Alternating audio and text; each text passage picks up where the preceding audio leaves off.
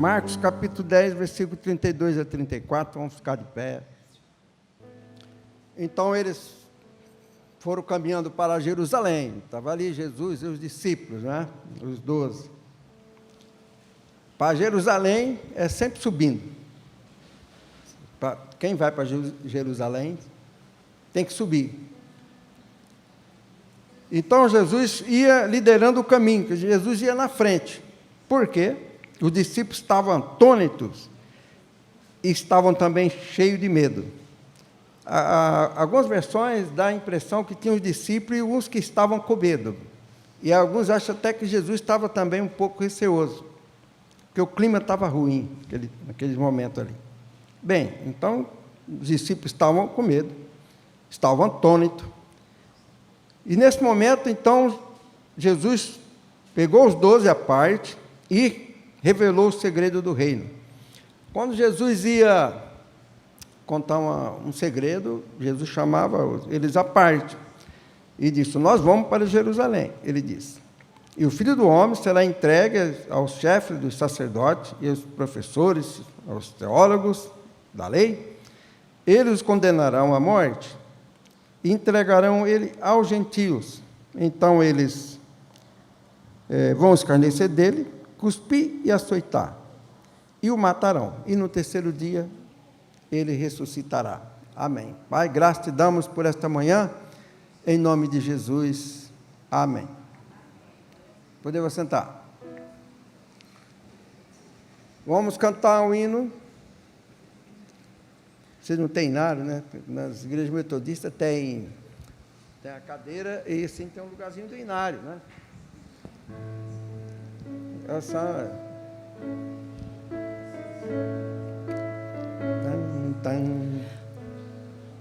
Ó Rei sublime, majestade e glória, sobre as milícias do celeste além, ouve o louvor, os hinos de vitória, dos que em ti recebem todo bem. Vinde, ó remidos, filhos de Deus, glória rendamos, que alcancem os céus. Os altos céus, louvor a Deus ressoam, de gratidão ao soberano amor. Os redimidos com fervor entoam o nome ilustre do seu benfeitor. Vinde, ó remidos, filhos de Deus, glória rendamos, que alcancem os céus. Eterno Deus, teus filhos vês prostrados, em meio ao brilho da superna luz, pois do pecado foram resgatados, e agora rendem glórias a Jesus. Vinde, ó remidos, filhos de Deus, glória rendamos, que alcancem os céus.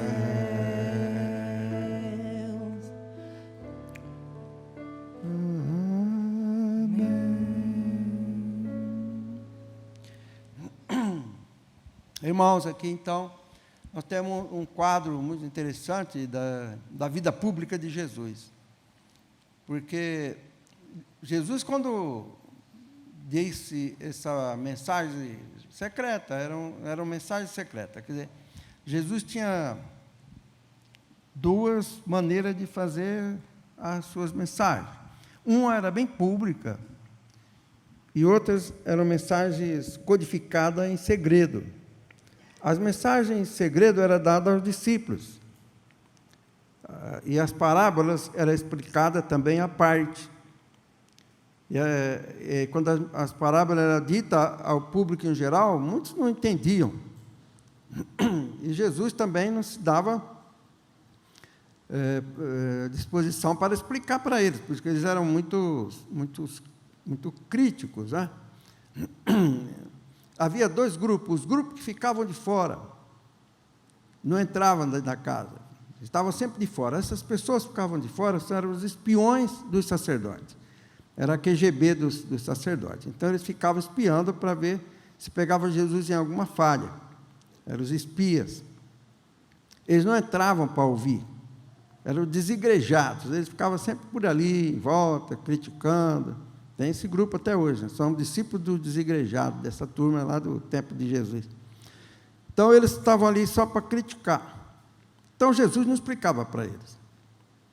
Não porque, digamos que eles nem mereciam essa explicação. Eles estavam lá de fora, criticando, por que eles queriam saber? Então, Jesus chamava à parte os discípulos e dizia: olha, isso aqui significa isso. E quando, então, eles iam para Jerusalém, estava um clima de, já ganhou, vai reinar. O reino chegou. E, de fato, Jesus foi enviado por Deus para reinar. Veio para reinar, para assumir o reino. A Basileia Toteô, o reino de Deus. Jesus veio para inaugurar o reino de Deus. E inaugurou. Ele não fracassou. Jesus veio para assumir o reino de Deus, o seu Pai. Mas ele seria o rei, Jesus. E Jesus estava ali falando e pregando as boas novas do reino, que consistia muito em milagres, sinais, libertação, multiplicação de pães e peixes, camelo passando por fundo de agulha, montes sendo transportados para o alto mar. Eram umas coisas fenomenais que Jesus fazia. Coisas impressionantes. E todo mundo estavam, como diz o texto, estavam perplexos de ver tanto milagre. Marcos é o proto-evangelho em que descreve toda a vida pública de Jesus como nenhum outro evangelho. Ele é o primeiro que escreveu. Os outros copiaram dele, foram acrescentando coisa aqui e ali, lembrando mais de alguma coisa. Marcos foi o que deu o começo às escritura do Evangelho. É o primeiro Evangelho, por volta do ano 50. Então, ele não era também, dizendo assim, ele era um homem sem importância. Ele era muito importante, ele foi secretário de Paulo, viajou com Paulo para ajudar nas mensagens, nas pregações, e Paulo pode ter tirado dele muitos ensinamentos para fazer as suas cartas, não é? É verdade que Lutero dizia que as cartas de Romano, de Gálatas, eram superior até aos Evangelhos. Então, Lutero errou, porque ele não leu direito o Evangelho de Marcos. Se ele tivesse lido, ele teria tomado conta que Marcos cansou de falar da fé. Cansou a maneira de dizer. Não é Lutero que pregou a fé. Isso aí vem desde o tempo de Abel. Então, ele não fez... Às vezes, a pessoa dá a importância que Lutero falou e, às vezes, dá mais importância do que ao Evangelho. Marcos é mais importante do que Lutero. Pode acreditar. Entendeu? Então, Marcos estava ali passando aquilo que ele ouviu. Então, aqui, depois, eles estavam tão perplexos com aquele assunto do reino. Como você se sentiria? Você se sentiria que, olha, que o reino está chegando mesmo. Não é? Vai vir o reino está chegando. É impossível deter Jesus agora. E Jesus, então, ele estava consciente, ele estava pregando o reino, e ele disse assim, vai numa casa de um cidadão aí, tem um jumentinho lá, pega esse jumentinho, que eu vou montar nele e vou entrar em Jerusalém. Essa posição de Jesus era a posição de quem vai tomar posse do reino, sabia? Era como da Salomão se tornou rei, montado na mula que era de Davi. Todos os orientais, quando iam tomar posse do reino, iam num jumento. Já Absalão, que era um rebelde, foi de cavalo, cavalaria, charrete, não sei o quê, tá? E ele não era herdeiro do reino. Salomão, que era o herdeiro, foi numa mula, num jumentinho.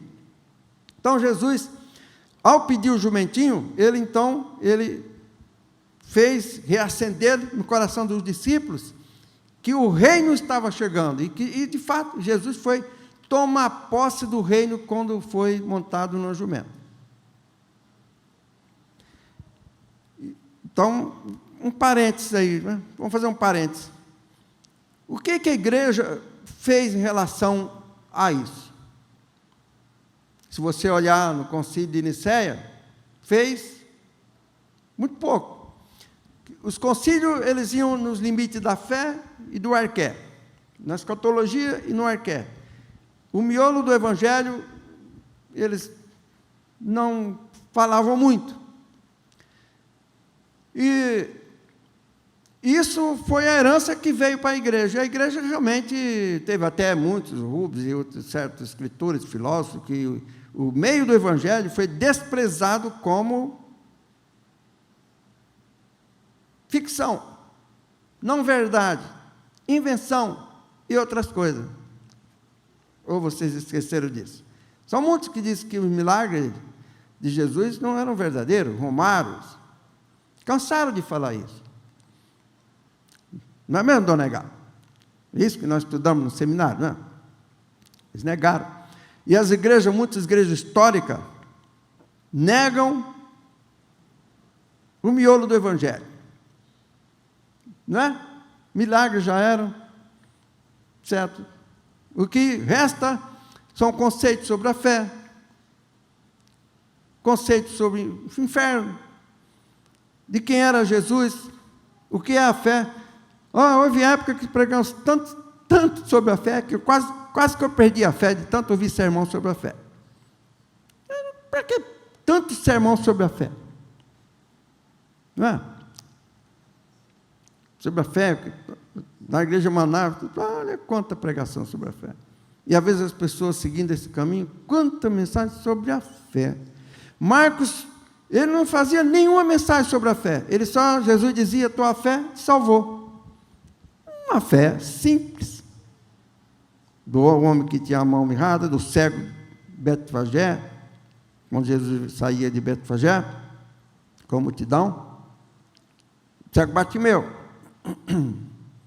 Cego Bartimeu, ele tinha uma teologia tão interessante.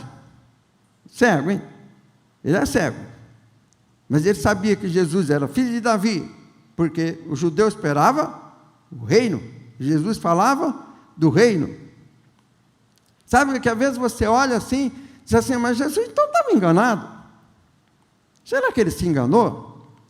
Como é que ele ousou pegar uma jumenta e ir para Jerusalém? Aquilo era perigoso.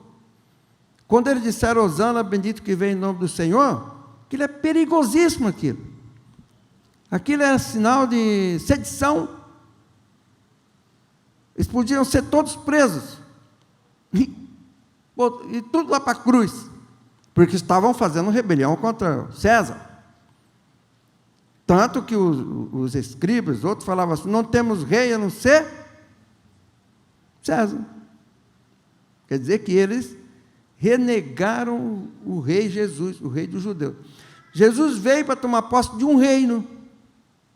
E não podia falhar. Nenhum dos teus planos podem ser frustrado. Nenhum. Então, eu já vi pregadores na minha mocidade dizer que Jesus, Deus, propôs o reino, mas não deu certo. Aí Jesus arrumou uma desculpa e introduziu a igreja.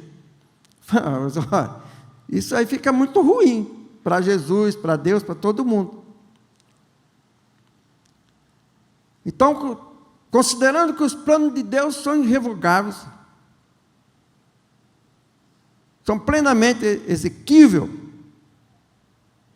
e não pode ser frustrado, Jesus, quando ele montou no jumento, e jogaram o manto no jumento, era sinal do rei. E ainda pegaram o manto e puseram no chão, sinal de boas-vindas de uma pessoa importante. E depois ainda gritava atrás e na frente, Hosana, bendito que vem em nome do Senhor, o reino do Davi, nosso rei. O que era? Rei. E Jesus fez com o propósito de ser identificado como o rei que veio tomar posse e tomou posse do reino. Jesus é rei. Do reino de Deus, Basileia Toteu. O reino de Deus foi inaugurado com Jesus. Ele é o rei. Não interessa se morreu na cruz, mas é o rei, ele tomou posse.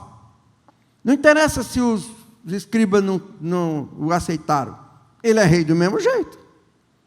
Ou por acaso os escribas e os gramáticos, que eram os teólogos, os fariseus, os escribas e os sacerdotes, olha só, as duas classes mais poderosas. O que é que a igreja fez com respeito a isso? Quase nada. Quase nada. Não é? O que é que Deus fez com respeito ao reino? Fez tudo, mandou o rei. Mas a igreja, ela sublimou. Fez um infra-reino e uma igreja, o reino ficou com sombras. Quem que rejeitou o reino? O sacerdote. Quem que faz uma rejeição, entre aspas, é verdade, porque, claro, que a igreja não é contra Jesus. Mas quem é que faz uma reserva contra o reino de Jesus? Desde a reforma. Alguma vez você viu uma linha escrita pelos reformadores que Jesus é rei? Não. E no concílio de Nicéia, Jesus era rei? Não. Eu acho que no concílio de Nicéia, a despeito de ser um grande concílio, mas o rei era Constantino. Até que ele mesmo acreditava que Jesus não era filho de Deus, que foi adotado, ele era do adocismo, etc. E uma hora ele aceitava, outra hora não. E era uma fé assim meio atrapalhada. Mas ele foi um grande homem, certo? Mas rei, eu acredito que ele pensava que ele era o rei, né? Ele era imperador romano. Agora, promulgaram que Jesus era rei? Não. Eles deram ênfase na teologia.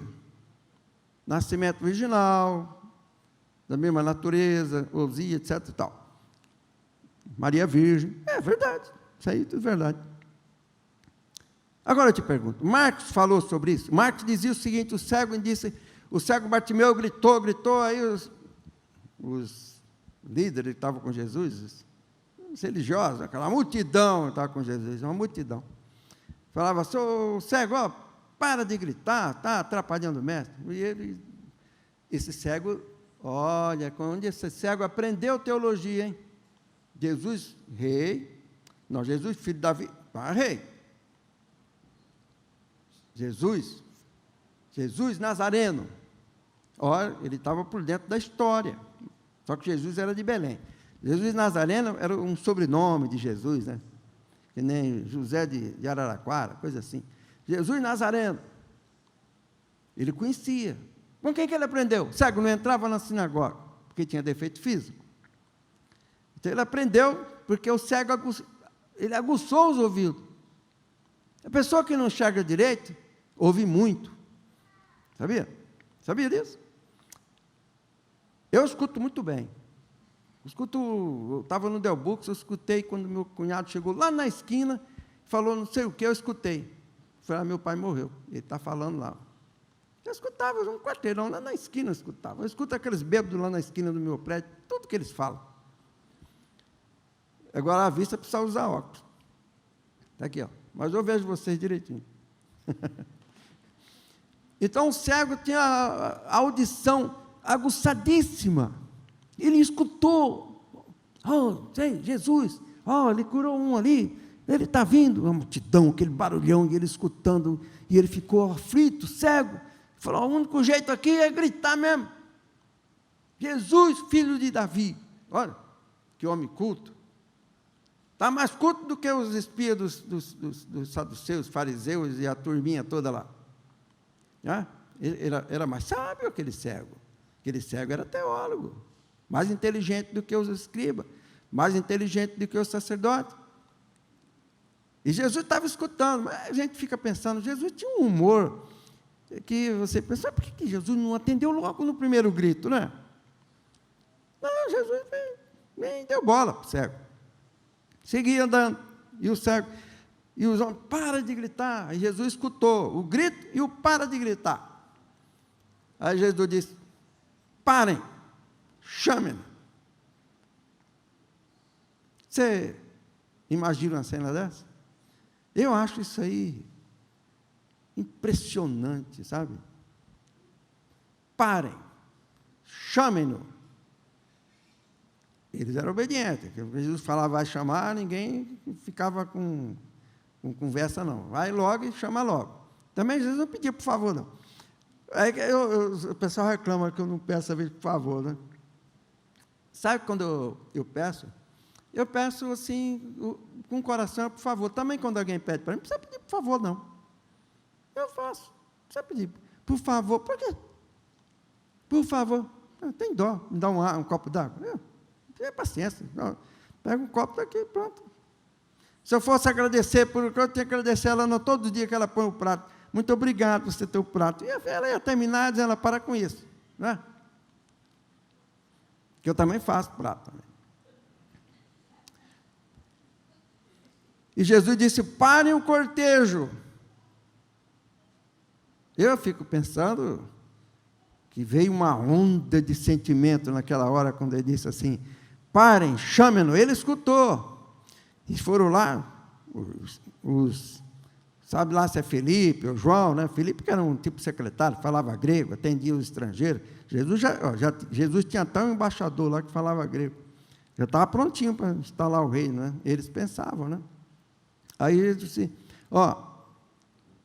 levanta-te, o mestre está te chamando. E ele falou que Jesus também era mestre, quando chegou perto de Jesus. Levanta, ele num salto, jogou a capa do lado e pulou. Se põe no lugar daquele cego, indo em direção de Jesus, hein? Pelo cheiro, sei lá, conduzido, trôpego, como um bêbado, e foi chegando. E Jesus, como sempre, com seu humor, aí a gente fica pensando, mas que pergunta, hein, Jesus? O cego, e se o cego dissesse, Senhor, a minha esmola está fraquinha, eu quero ganhar $100 por dia, não está rendendo só centavo. Não, o cego nem pensou em dinheiro. Quando ele chega perto, Jesus disse, o que quer que eu te faça? É uma pergunta que, sinceramente, mas também significa muito a questão do livre-arbítrio. Né? O que queres? Você pode querer outra coisa, uma casa. Não é? Jesus daria, ele voltaria cego. Jesus, ele ficava olhando muito bem o que a pessoa pedia. O que queres que eu te faça? E Jesus podia fazer qualquer coisa, lógico, me dá a lua. Não, para quê? Entendeu? Esse qualquer está dentro dos limites das contingências, das coisas levadas em conta. Não é? Eu quero casar com a filha de Herodes. Não, isso aí não... Você entendeu quando diz qualquer coisa? É no âmbito da necessidade imediata do ser humano, e especialmente daquele cego. E ele disse, mestre, olha o conceito do cego. Olha a teologia do cego. Não é? Eles podiam colocar no concílio de Nicéia tudo que o cego disse. O cego, precisa ser doutor em teologia, o cego disse, mestre, eu quero ver. Você vê, que Jesus responde, tua fé te salvou, vai. O cego nem... Quer dizer, a manifestação do cego era a fé. Não precisava ele dizer: Senhor Jesus, eu estou aqui, porque aqui estou, porque eu estava ali sentado, e eu fiquei sentado ouvindo o barulho. Eu sei que tu és vindo de Deus, eu sei que tu és filho de Deus, eu sei que tu és o rei de Israel, eu sei que tu pode todas as coisas, e agora, Jesus, porque eu estou aqui, por favor, eu tenho misericórdia de mim, e ajoelhou, e levantou de novo, e tal, e depois disse: agora ele vai me ouvir, não é? Não, ele tinha fé, a fé que Lutero fez uma revolução. Estava no cego, um ceguinho ali, um ceguinho. Jesus disse para a mulher: tua fé te salvou. A fé. Precisava fazer uma revolução sobre a fé? O Evangelho de Marcos está cheio de fé, o Evangelho de Mateus está cheio de fé, tudo ali é fé. E ele disse: vai, estar à tua vista. O cego começou a ficar maravilhado e seguiu a Jesus no caminho. Ele se envolveu com a multidão, foi andando, seguindo a Jesus. Isso era o reino de Deus. O bispo Roberto fala que são sinais do reino de Deus. Ninguém curava cego. No Antigo Testamento não tem cura de cego. Que eu me lembro, não.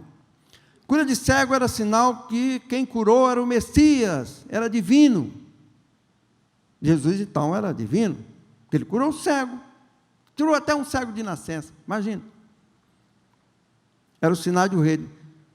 Milagre após milagre, eles estavam atônitos de tantos milagres.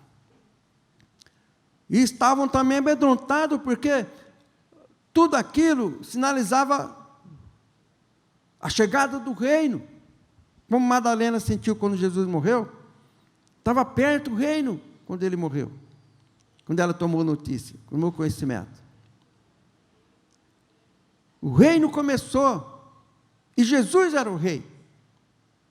Então Jesus chama eles à parte, porque Jesus estava vendo que o clima não estava bom, né? Então você pensa assim: e aí? Olha, porque realmente é uma coisa muito difícil de você analisar teologicamente como é que Jesus aceitou essa circunstância ligada ao reino e a rejeição do reino e uma cruz. Jesus tinha na sua mente a fotografia ou o vídeo do sacrifício. Eu não sei que pessoas suportariam levantar pela manhã e ver a si mesmo pendurado na cruz, sendo cuspido, açoitado, zombado e tal. Eu não sei quantos de nós não morreríamos antes, deprimido, com angústia até a morte. Jesus ficou angustiado no horto, em Getsemane. Possivelmente por causa dessa imagem da morte. Ele era humano. Mas você vê que Marcos, ele vai contando, de repente ele para falar isso, fora do assunto.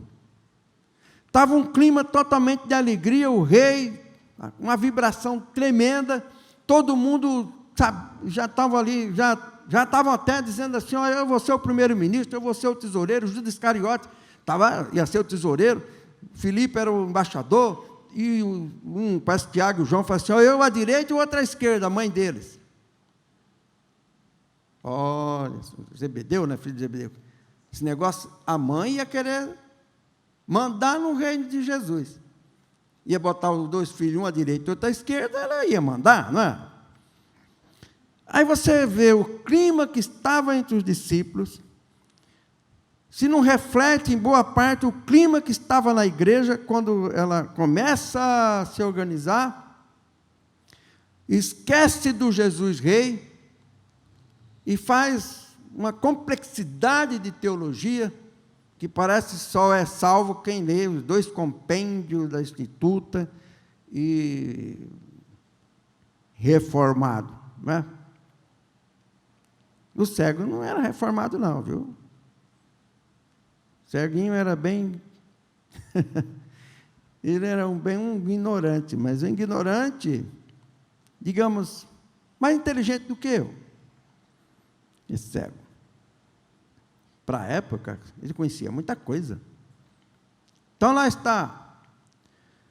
Jesus amanhecia. Então, Jesus, quando vê aquela euforia toda, veio na mente dele o filme da rejeição. E aí, como é que você concilia o reino de Deus e esse quadro horroroso, maravilhoso, profundo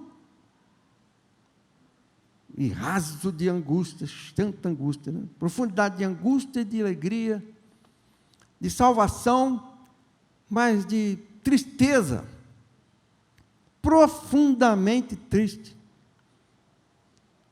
A Páscoa.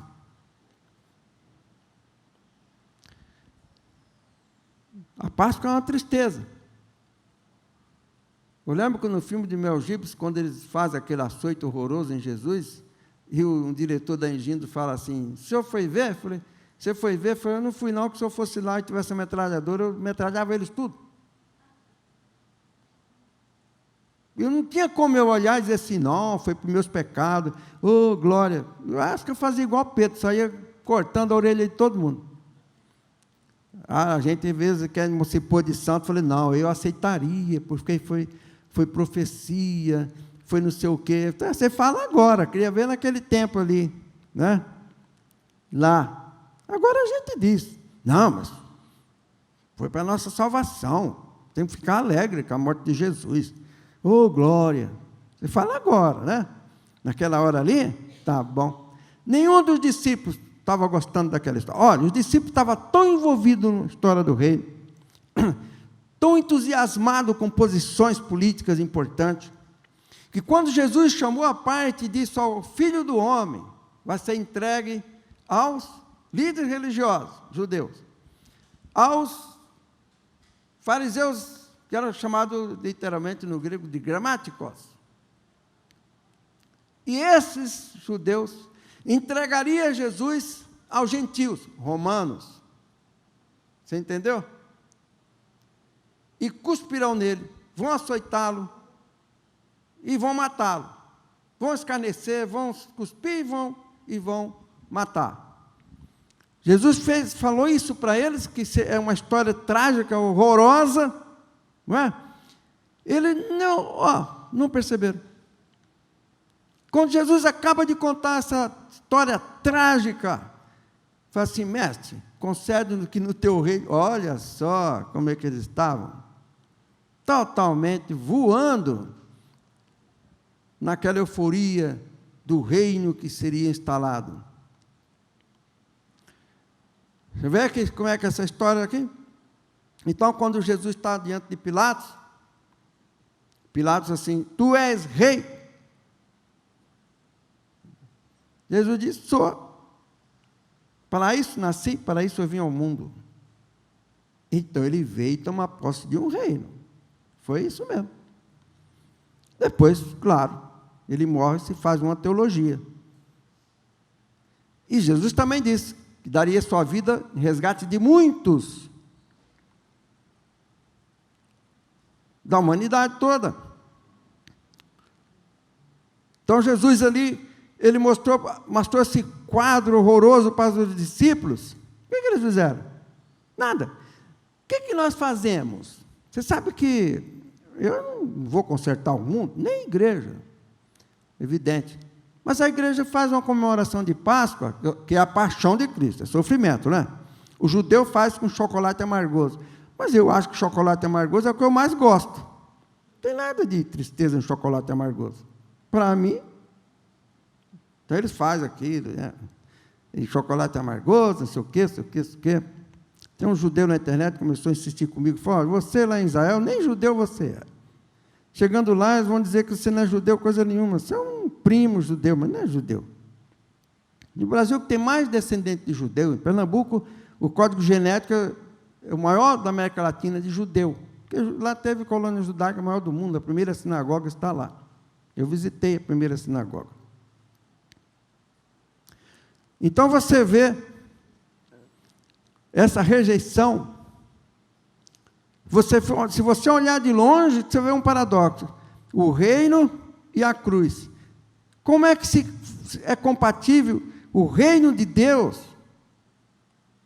Jesus disse, vim para o reino da verdade, a libertação do céu, cura, acabar com a fome, tudo é verdade. O reino de Jesus não tem fome, não tem cego, não tem doente, não tem ninguém, tudo perfeito. Todo mundo queria. Somente a multiplicação dos pães, tem muita gente interessada. Então seguiu a multidão. Quando Jesus falou servo, pronto, reduziu um tanto, porque Jesus ia ser rei, tinha servo. E ele disse, eu, rei, sou servo. Então por que você quer ver quem quer ser o primeiro? Primeiro era Jesus. E ele disse, eu, Jesus, primeiro, sou servo de vocês. Por que vocês estão querendo ser primeiro? Quem quer ser o primeiro, seja servo de todos. Olha a resposta de Jesus. Hein? Então veja você. Nesse paradoxo que você vê, sim e o não, uma cruz, onde o rei está lá totalmente desprezado, e o Pilatos escreve, ele, rei dos judeus, aí eles vão lá, não, diz o que ele disse, eu sou. Aí Pilatos que dá uma de filósofo, no que eu escrevi, mas ele era um estúpido. Aceitou um julgamento iníquo. Não tem nada de bondade nisso que ele falou, mas ele escreveu lá, Jesus, o rei dos judeus, porque também ele tinha interesse em ver o rei dos judeus morto. E Jesus era o rei dos judeus que foi rejeitado pelos judeus. Escribas, sacerdotes, liderança judaica rejeitaram Jesus como rei, entregou aos gentios romanos, e depois chamou aquela multidão toda para que ele fosse morto. Mas o reino foi estabelecido, ele continuou o reino. Ele é rei do mesmo jeito. E depois Jesus disse, se meu reino fosse deste mundo. Sabe por quê? Que se Jesus assumisse o reino, ele tinha que tirar César, tinha que tirar Herodes e Pilatos e assumir o reino. Ele não ia fazer isso. Tranquilo, Jesus não ia fazer guerra. A menos que esses homens convertessem, o que é, da época, muito improvável que fizesse, absolutamente. Eles não queriam saber de Jesus, nem os escribas queriam saber. Como é que esses Pilatos iam receber Jesus como rei? Jesus ia ser rei, se eles aceitassem, debaixo do jugo de César. Mas havia um reino de Jesus. Mas eles não queriam saber disso. Portanto, Jesus disse, o reino não é deste mundo político de César. Jesus estava dizendo, não quero o trono de César. Porque não fazia sentido Deus mandar o seu filho para tomar o lugar de César, que não valia nada em relação ao reino de Deus. O trono de César, como se fosse uma coisa que Deus interessasse pelo trono de César, né? Trono de Pilatos, aquele homem dúbio, que disse que morreu quase doido por causa desse negócio, né? Trono de Herodes, dá licença, Jesus ia querer o trono de Herodes, era um lixo aquilo. Jesus já estava no trono, ele era rei, e não deixou de ser rei, e a igreja tem que reconhecer sempre Jesus como o rei, que Jesus foi entregue aos gentios, Jesus se tornou o rei dos gentios. Você vê esse paradoxo, como é que se resolve? Difícil. Meu reino não é deste mundo, não é o reino de César, nem de Herodes, nem de Pilatos, o reino da verdade. E ele disse, tu disseste, quer dizer, Jesus disse, eu sou rei. Ele era rei. Para isso nasci e para isso eu vim ao mundo. Ou você acha que Jesus veio e fracassou e não é rei? Isso pensou Pilatos, pensou os escribas e tal. Se enganaram, ele é rei. E nós somos súditos do rei. Vamos ficar de pé. Porque eu recebi do Senhor que também vos entreguei. Aqui Paulo segue a tradição. Tradição é coisa boa. Está aqui, uma excelente tradição. Porque eu recebi, tradição. O que também vos entreguei, tradição. que o Senhor Jesus, na noite em que foi traído, tomou o pão. A mesa está preparada, o Senhor ressurreto e presente conosco, nos convida para celebrarmos sua ceia. Cheguemos, pois, com fé. Oremos. Senhor, graças te damos por esta manhã, pelo perdão dos nossos pecados, pela comunhão, pela ressurreição. Nós te damos graças a Deus, em nome de Jesus. E abençoamos o vinho, símbolo do teu sangue derramado na cruz do Calvário, e do pão, símbolo do teu corpo, que é dado na cruz do Calvário. Em teu nome nós agradecemos e abençoamos. Amém. O pão é o símbolo do corpo de nosso Senhor Jesus Cristo, dado por nós na cruz do Calvário, abençoamos. E comemos com ações de graças. Amém.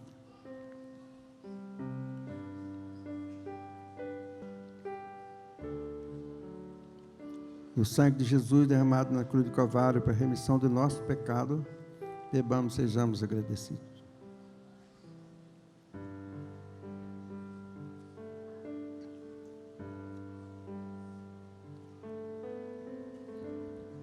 Pai, graças te damos pela Eucaristia que celebramos em teu nome. Damos graças porque somos fortalecidos, somos curados, libertos pela graça de Deus. Amém. Despede-nos, Jesus, Senhor, no fim do teu serviço aqui. Concede-nos com teu amor, vivamos todos sempre em ti. Despede-nos com tua paz, despede-nos em teu amor. Mais outra vez permitirás nos congreguemos, ó Senhor. Mais outra vez permitirás nos congreguemos, ó Senhor. Conduze-nos, Senhor Jesus, e não nos largue a tua mão.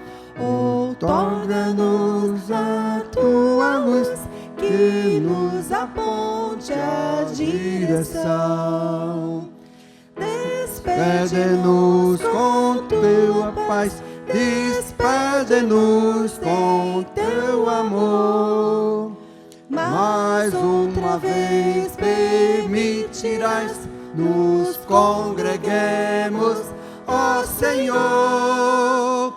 Mais uma vez permitirás nos congreguemos, ó Senhor. Fiquemos de pé. E a graça de nosso Senhor Jesus Cristo esteja convosco, e convosco permaneça hoje e sempre. Amém. Amém.